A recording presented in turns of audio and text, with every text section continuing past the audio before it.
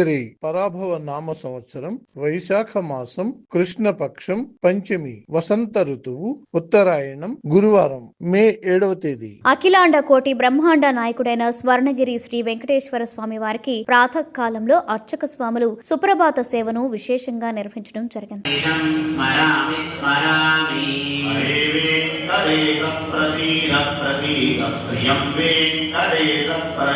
సుప్రభాత సేవ అనంతరం శ్రీ మహాలక్ష్మి అమ్మవారు 33 కోట్ల దేవతలు కొలువు తీరినట్టి గోపృష్ఠ దర్శనాన్ని చేయించడం జరిగింది.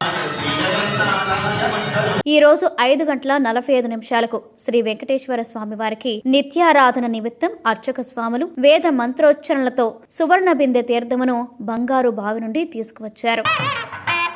ఉదయం 6 గంటలకు అలంకార ప్రియుడైన స్వర్ణగిరి శ్రీ వెంకటేశ్వర స్వామి వారికి అర్చక స్వాములు మేళతాళ మృదంగ మంగళధ్వనుల మధ్య సుగంధభరితమైన పుష్పమాలలతో తోమాల సేవను నయన మనోహరంగా నిర్వహించారు.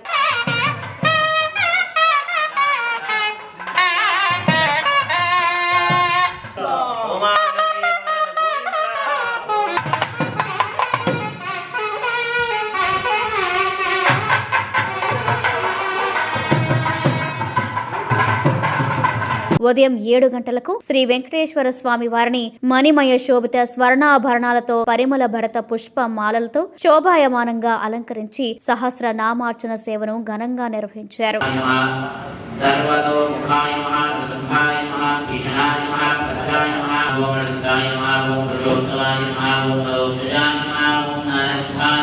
స్వర్ణగిరి శ్రీ వెంకటేశ్వర స్వామి దివ్య క్షేత్రంలో లోక కళ్యాణం కోసం అర్చక స్వాములు శ్రీ సుదర్శన నారసింహ హవనంను నిర్వహించారు. కలియుగ ప్రత్యక్ష దైవమైన స్వర్ణగిరి శ్రీ వెంకటేశ్వర స్వామి వారి దివ్యక్షేత్రంలో సకల ప్రాణికోటికి ఆహార కొరత లేకుండా ఉండడం, స్వామివారికి జరిపే అన్నకూటోత్సవాన్ని తిరుప్పావడ అంటారు. ప్రతి గురువారం నైవేద్య సమయంలో తిరుప్పావడ జరుగుతుంది.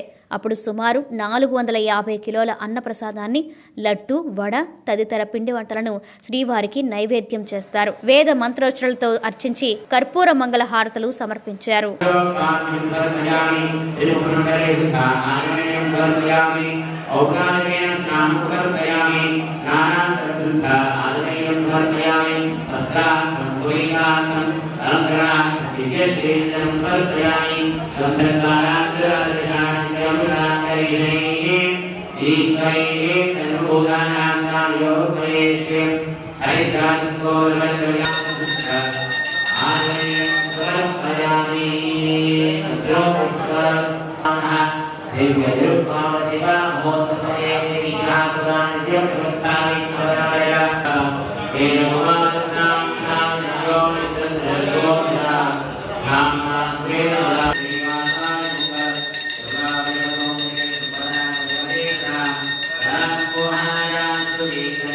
ప్రతిరోజు స్వర్ణగిరి దివ్యక్షేత్రంలో అఖిలాండ కోటి బ్రహ్మాండ నాయకుడి అన్నప్రసాద వితరణలో భాగంగా ఈ రోజు సుమారు 3000 మందికి పైగా భక్తుల నిత్యాన్న ప్రసాదాన్ని స్వీకరించారు.